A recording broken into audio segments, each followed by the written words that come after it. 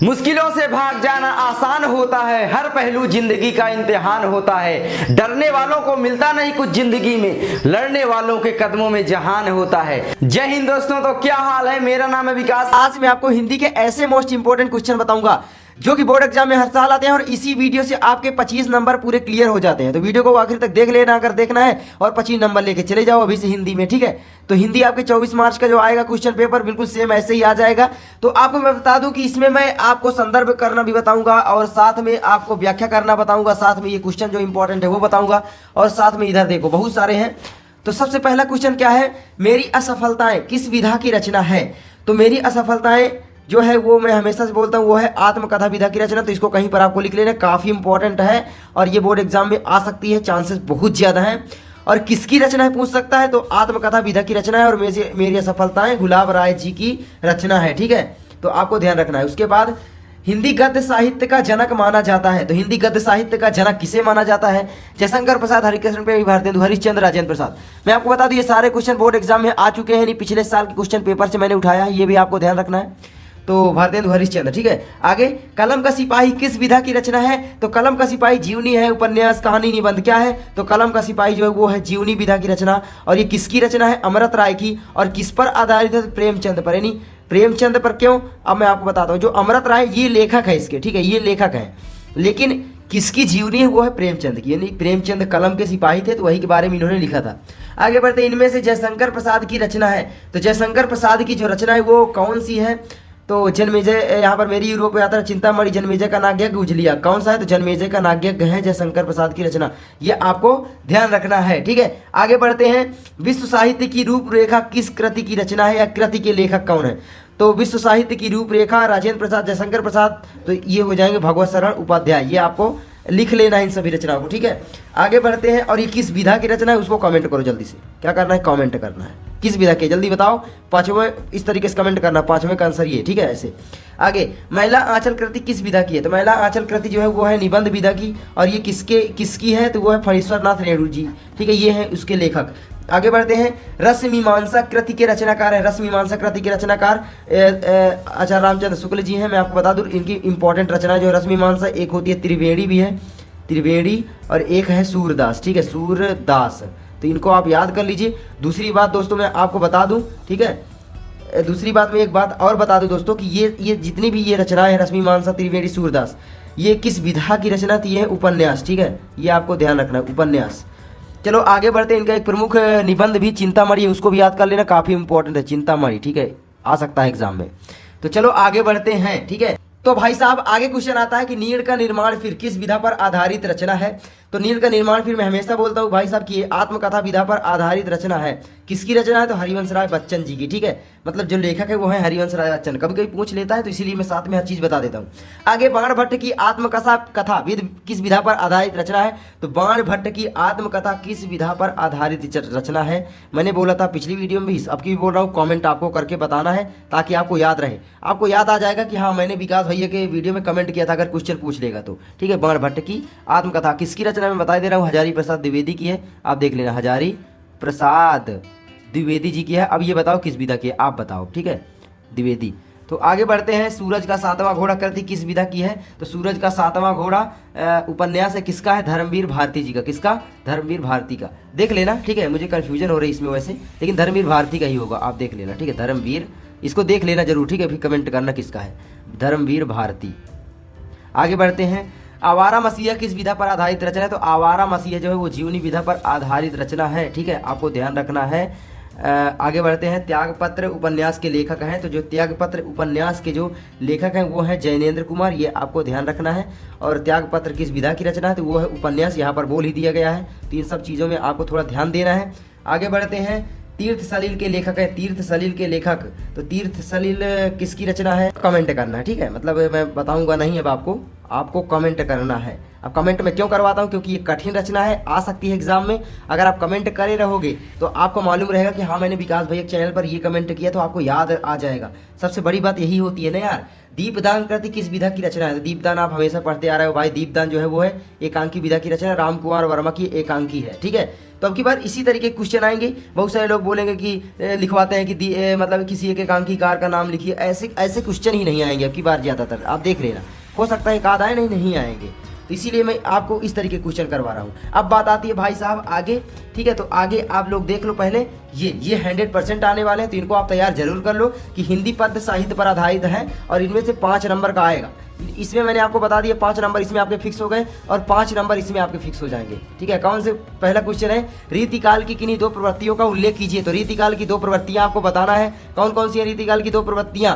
तो श्रृंगार रस की प्रधानता, प्रेम भावनाओं का चित्रण, ये है रीतिकाल की 2 प्रमुख विशेषताएं। तो ये आपको ध्यान रखना है। अब 2 कवि के नाम मैंने यहाँ पर देखो थोड़ा सा दिक्कत हो गई है, तो कवियों के नाम, ठीक है। तो यहाँ पर नामों उल्लेख कीजिए। तो रीतिकाल के 2 प्रमुख कवि जो हैं वो हैं केशवदास, इनकी प्रमुख रचना है रामचंद्रिका, कविप्रिया, बिहारी लाल, बिहारी सतसई, ठीक है। तो आपको ये ध्यान रखना है कि रीतिकाल के 2 लेखक और 2 विधा याद कर लेना है, 2 रचना याद कर लेना है और 2 प्रमुख विशेषताएं याद कर लेना है। आगे बढ़ते हैं।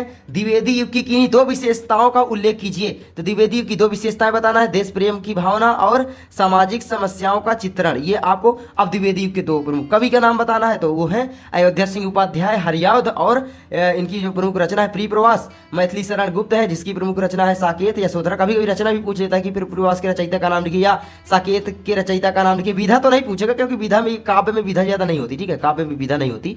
तो क्या होगा, लेखक का नाम, सॉरी कवि का नाम ज्यादा पूछता है, तो कवि का नाम आपको याद रखना है, ठीक है, नाम। आगे बढ़ते हैं। छायावाद युग की किन्हीं 2 विशेषताओं को लिखिए। तो छायावाद युग की 2 विशेषताएं आपको बताना है। तो एक तो है आपकी सौंदर्य भावना, इनके अंदर था सौंदर्य भावना, मतलब आप जानते हो सौंदर्य मतलब रूप, जिसका अच्छा है उस तरीके की भावना, रूपवादी विचारधारा के थे सौंदर्य भावना और रहस्य भावना, ठीक है। मिनी मिस्टेरियस थे इस काल के कवि जितने थे।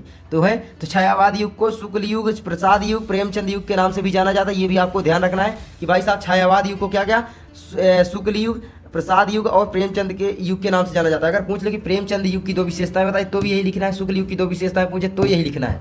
कभी कभी पूछ लेता है ज्यादातर कि शुक्ल युग की 2 विशेषताएं लिखिए, 2 प्रवृत्तियां लिखिए। एक बात बता दूं, विशेषताएं बोले चाहे प्रवृत्ति, आपको लिखना यही है, ठीक है। तो चलो आगे बढ़ते हैं। अब छायावाद युग के किन्हीं 2 कवियों के नाम आपको बताना पड़ेगा और उनकी रचनाएं। तो यहाँ पर है, देख लो। तो ये छायावाद युग के प्रमुख 2 कवियों के नाम एवं रचनाओं का उल्लेख कीजिए। तो मैंने 4 लिख दिया, आप किन्हीं को 2 को याद कर लो। वैसे आपको सभी को याद कर लेना है, हो सके कि इनमें से किसी न किसी की रचना भी 1 नंबर की पूछ सकता है, ठीक है। तो 1 नंबर के लिए देखो पढ़ना तो पड़ेगा। जयशंकर प्रसाद, इनकी प्रमुख रचना है झरना, लहर, आंसू, करुणालय, ठीक है। ये इनकी काव्य रचनाएं हैं। आप जानते हो जयशंकर प्रसाद के जो प्रमुख नाटक है वो चंद्रगुप्त, स्कंदगुप्त, अजातशत्रु, ध्रुव स्वामिनी, कामना, राजश्री, ठीक है। ये कामना बस्तक, तो ये प्रमुख नाटक थे इनके। कहानी भी हैं बहुत सारी, ठीक है। प्रतिध्वनि छाया, इंद्रजाल, आकाशदीप, ये कहानी है, तो इनको भी याद कर लेना है। वो गद्य के लिए काम आएंगी, लेकिन पद्य के लिए आएंगी झरना, लहर, आंसू और करुणालय, ठीक है। सुमित्रानंदन पंत की जो प्रमुख रचना है युगांत, लोकायतन, चिदम्बरा है और ये भी छायावाद युग के प्रमुख कवि थे, ठीक है। आगे महादेवी वर्मा, नीरजा, दीपशिखा, अग्निरेखा, ये प्रमुख रचनाएं इनकी है। नीरजा, दीपशिखा, अग्निरेखा। और आगे सूर्यकांत त्रिपाठी निराला, इनकी प्रमुख रचना है अनामिका, कुकुरमुत्ता। ये काफी इंपॉर्टेंट है, तो इनको याद जरूर कर लेना, ठीक है। आगे बढ़ते हैं। तो छायावाद युग के प्रमुख, अब एक ही क्या कवि 2 युग में काम किए हैं, अभी देखना, अभी मिलेंगे आपको। प्रगतिवाद युग की किन्हीं 2 विशेषताओं का उल्लेख कीजिए, ठीक है। की विशेषताएं लिखिए, यहाँ पर की है। तो ये देखिए एक्चुअली में क्या है कि मैंने पायलट पेन से लिखा था और इसमें मतलब पता नहीं पानी जैसे कुछ पड़ गया था, तो वही मेरे हो सकता है जो मतलब मुंह से निकलती है थोड़ा बहुत लार, जो बोलते टाइम वही पड़ गई थी, तो हो सकता है उसी से ये खराब हो गया। तो आपको दिक्कत नहीं लेना, आपको बस याद करना है, अपनी कॉपी में नोट करना है, ठीक है। तो यहाँ पर प्रगतिवाद युग की किन्हीं 2 विशेषताओं का उल्लेख करना है। तो पहली विशेषता जो है छंदों के बंधन की उपेक्षा और शोषित है यहाँ पर, शोषित वर्ग की पीड़ा का चित्र। शोषित वर्ग का मतलब क्या होता है, जो पूंजीपति थे पहले के लोग, और देखते हो पूंजीपति लोग ना मतलब गरीबों को सताते ही हैं। तो शोषित वर्ग मतलब हुआ गरीब, और जो पूंजीपति थे तो पूंजीपतियों के खिलाफ विद्रोह भावना, ऐसा भी आप लिख सकते थे। तो शोषित वर्ग की पीड़ा का चित्रण, क्रांति भावना यहाँ पर है। तो क्रांति की भावना, क्रांति का मतलब शोषित वर्ग, इनके ऊपर क्रांति की भावना, किनके ऊपर भाई, जो यहाँ पर महान नहीं बोलेंगे, ठीक है, जो बड़े बड़े लोग थे। आगे प्रगतिवाद युग के किन्हीं पूंजीपति जो थे, प्रगतिवाद युग के किन्हीं 2 कवि का नाम एवं उसकी रचनाओं का उल्लेख कीजिए। 2 कवि का नाम लिख रहा है प्रगतिवाद के, तो फिर वही देखिए प्रगतिवाद में भी वही आ गई। सुमित्रानंदन पंत जो है छायावाद युग में भी हैं और प्रगतिवाद युग में भी। प्रगतिवाद में देख सकते हो इनकी ग्रंथि चिदंबरा प्रमुख रचना है और वही है। सूर्यकांत त्रिपाठी निराला, इसमें भी सूर्यकांत त्रिपाठी निराला आप लोग देख लो, ठीक है। तो ये भी हो गई, तो आपको याद करने की जरूरत नहीं है। एक है रामधारी सिंह दिनकर, तो इनको आप याद कर सकते हैं। इनकी प्रमुख रचना है परशुराम की प्रतीक्षा, हुंकार, उर्वशी। इनको याद रखोगे, कभी कभी पूछ लेता है परशुराम की प्रतीक्षा के लेखक कवि कौन है, तो पूछ सकता है। आगे बढ़ते हैं, आगे है भाई साहब की प्रयोगवाद युग की किन्हीं दो प्रवृत्तियों का उल्लेख करना है। तो प्रयोगवाद की दो विशेषताएं, प्रेम भावनाओं का चित्रण, मतलब इस काल के कवियों में प्रेम भावनाएं थी, और मुक्तक शैली का प्रयोग। अब प्रेम भावनाओं का चित्रण का मतलब श्रृंगार रस की प्रमुखता भी आप लिख सकते हो। श्रृंगार रस की प्रमुखता, अब ये आप बोलोगे भैया कैसे, तो इसको भी आप लिख सकते हो, मैं बताता हूँ कैसे। तो देखो, जहाँ पर प्रेम भावनाएं होती है वहाँ पर श्रृंगार रस पाया जाता है, तो श्रृंगार रस की प्रमुखता आप लिख सकते हो आसानी से। तो थोड़ा सा बहुत दिमाग लगाना है, एक चीज़ से दो चीज़ें आराम से तैयार हो जाती हैं। आगे तो इसको प्रयोगवादी युग को नए कविता युग के नाम से भी जाना जाता है, तो आपको दिक्कत नहीं लेना, इसी का नाम आगे चल के नई कविता युग पड़ गया है। तो नई कविता युग की दो विशेषताएं पूछे तो भी यही लिखना है। आगे प्रयोगवादी काव्यधारा के किन्हीं दो कवियों के नाम एवं रचनाएं लिखना है। तो धर्मवीर भारती पहला और दूसरा गिरिजा कुमार माथुर, इनकी जो प्रमुख रचनाएं है, धर्मवीर भारती कनुप्रिया और अंधा युग प्रमुख इंपॉर्टेंट है, और गिरिजा कुमार माथुर की धूप के धान गीत फरोश, ठीक है। तो ये है। अब मैं आपको बताता हूँ कि आपको संदर्भ और व्याख्या कैसे करना है। ये देखो मैंने लिख रखा है, ये देखो क्वेश्चन नंबर 3 का, ठीक है। ये आया था, आप देख सकते हो 2020 के मॉडल पेपर में आया था, आप लोग देख लेना, ठीक है। तो यहाँ पर देखो क्या करना है, सबसे पहले आपको यहाँ पर प्रश्नोत्तर संख्या लिखना है, काले पेन से लिखना है, ठीक है, लाल उल का इस्तेमाल नहीं करना। उसके बाद आपको संकेत लिखना है कि कहाँ से कहाँ तक कर रहे हैं। मैं नहीं जानती, ग्रह जाती हूँ, मतलब क्या है कि मतलब शुरू का लिख देना है और आखिरी का। उसके बाद क्या है कि संदर्भ उसका लिखना है। संदर्भ लिखने के लिए बस क्या क्या चाहिए आपको कि भाई साहब पाठ का नाम होना चाहिए, पाठ का नाम, ठीक है, पाठ का नाम मालूम होना चाहिए, और क्या मालूम होना चाहिए, लेखक कौन है उस पाठ के, ठीक है। तो बस देखो, प्रस्तुत गद्यावंतरण हमारी पाठ्यपुस्तक हिंदी के गद्य खंड में संकलित ममता नामक पाठ से लिया गया है। इसके लेखक जयशंकर प्रसाद जी। देखो कितना सरल आ गया, मतलब 2 नंबर आपके बिल्कुल फिक्स हो गए। अब मैं एक बात आपको बता दूं, अब की बार केवल आपको 3 चैप्टर गद्य में पढ़ने पड़ेंगे। कौन कौन से, क्योंकि 30% सिलेबस की कमी की गई है। तो जो शुरुआती के चैप्टर, जैसे राजेंद्र प्रसाद का हुआ भारतीय संस्कृति, उसको पढ़ लेना। ममता जैसे हुआ जयशंकर प्रसाद का, और मित्रता आचार्य रामचंद्र शुक्ल का। इन तीनों चैप्टर को तैयार, आपको केवल 2 चैप्टर शुरुआती वाले तैयार कर लेना। कौन कौन से मैं आपको बता दे रहा हूँ। भारतीय संस्कृति काफी इंपॉर्टेंट है, इसमें से तो प्रश्न पक्का आपके बोर्ड एग्जाम में आएगा, और मित्रता, इन दोनों को तैयार कर लेते हो तो मैं आपको बोल दूं। और तैयार करने की क्या दिक्कत है, 4 नंबर तो आपको वैसे मिल ही जाएंगे क्वेश्चन ढूंढकर, मतलब 2 नंबर तो संदर्भ का मिल ही जाएगा, क्योंकि वो तो याद ही कर लोगे ना भाई, लेखक का नाम और पाठ का नाम, ये तो आपको मालूम ही चल जाएगा।